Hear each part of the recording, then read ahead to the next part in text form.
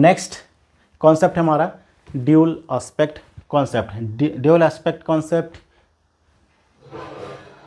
ये कॉन्सेप्ट ये बताता है ड्यूल मीन्स दो बार, या किसी भी ट्रांजेक्शन्स के दो एस्पेक्ट होते हैं, ये हम इसमें सीखेंगे।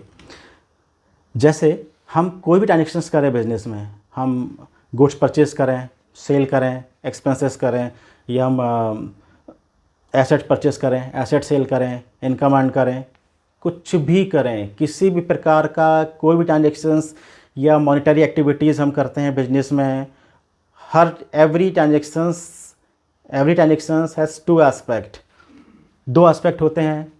जैसे अगर हम परचेज़ करेंगे तो डेफिनेटली कोई ना कोई इसे सेल करेगा, हम सेल करेंगे तो कोई इसे परचेज़ करेगा। हम अपनी बुक में रिकॉर्ड करेंगे, दो एस्पेक्ट लेंगे। अगर हमने परचेज़ किया तो हमारे पास गुड्स आ रहा है, गुड्स परचेज़ करेंगे तो हमारे पास गुड्स आएगा, और हम कैश पे करेंगे तो कैश जाएगा। आप समझिए, जैसे अगर मान लीजिए मैंने गुड्स परचेज़ किया या मशीनरी परचेज़ की, तो मशीनरी परचेज़ की तो मेरे पास मशीनरी आ रही है, एक एस्पेक्ट, मैं उसे रिकॉर्ड करूँगा, और उसके बदले में कैश पे करूँगा, तो मैंने कैश दिया तो मेरे पास से कैश जा रहा है। तो यहाँ पर आप ये देखेंगे कि ट्रांजेक्शन से एक है मशीनरी परचेज़ की, 1,20,000 रुपीज़ की मशीनरी परचेज़ की, ट्रांजेक्शन से एक है, लेकिन इसका दो एस्पेक्ट है, मशीनरी हमारे पास आ रहा है और हमारे पास से कैश जा रहा है। तो हम ये देख सकते हैं कि किसी भी ट्रांजेक्शन्स के दो एस्पेक्ट होते हैं। इसके पहले हमने एग्जाम्पल में समझा था, अभी जो हमारा फर्स्ट हमने सीखा था, इसमें monetary separate business entity concept में हमने सीखा था, सेपरेट बिजनेस एंटिटी कॉन्सेप्ट हमने सीखा था कि बिजनेस और बिजनेस में दोनों अलग अलग होते हैं। तो बिजनेसमैन ने जितना भी कैश या कैपिटल बिजनेस में लगाया, तो दो एस्पेक्ट हैं, मैंने आपको बताया था डेबिट क्रेडिट। बिजनेस में कैश आएगा, अगर बिजनेसमैन 10 लाख रुपए बिजनेस में इन्वेस्ट करेगा, तो बिजनेस के पॉइंट ऑफ व्यू से देखेंगे तो बिजनेस के पास कैश आएगा, और तो कैश हमने डेबिट किया था और कैपिटल के नाम से आ रहा है, तो कैपिटल के नाम को हम यहाँ पर क्रेडिट कर रहे थे।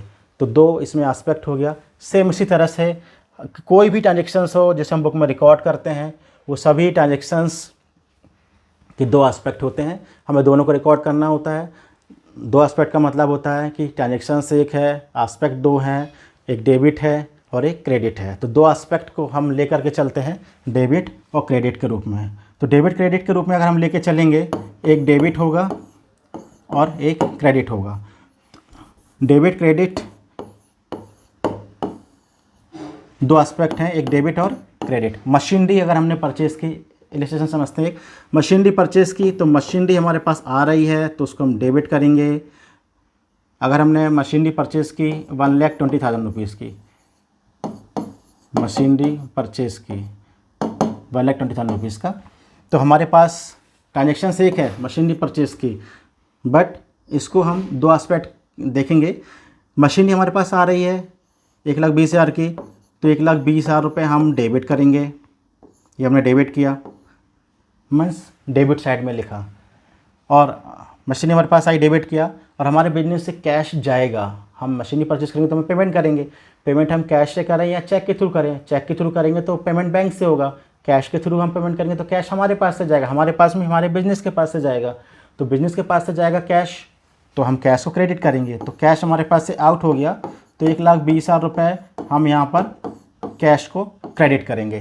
तो आप देखिए ट्रांजेक्शन से एक है मशीनरी परचेस किया, लेकिन हम इसे रिकॉर्ड कर रहे हैं एक डेबिट साइड में, एक क्रेडिट साइड में, दो बार एंट्री हो रही है, एक ट्रांजेक्शन की दो बार एंट्री हो रही है, एक डेबिट कर रहे हैं, क्रेडिट कर रहे हैं।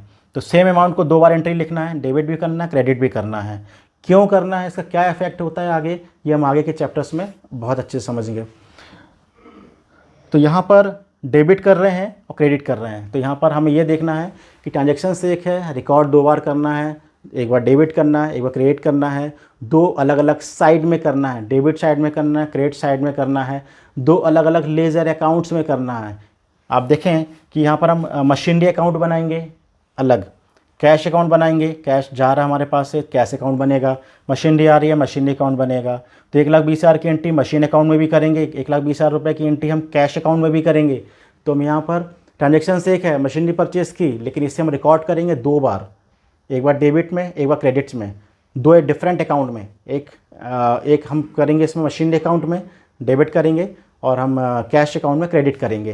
तो यहाँ पर मशीन अकाउंट में डेबिट किया, कैश अकाउंट में क्रेडिट किया, तो दो डिफरेंट ट्रांजेक्शन्स एक है। Each transactions has two sides, to aspect, one is debit and second credit.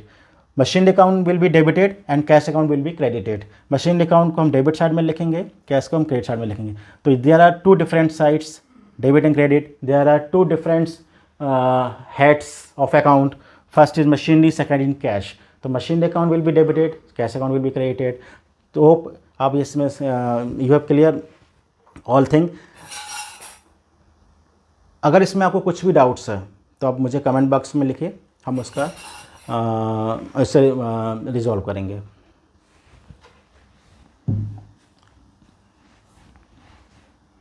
Next aspect है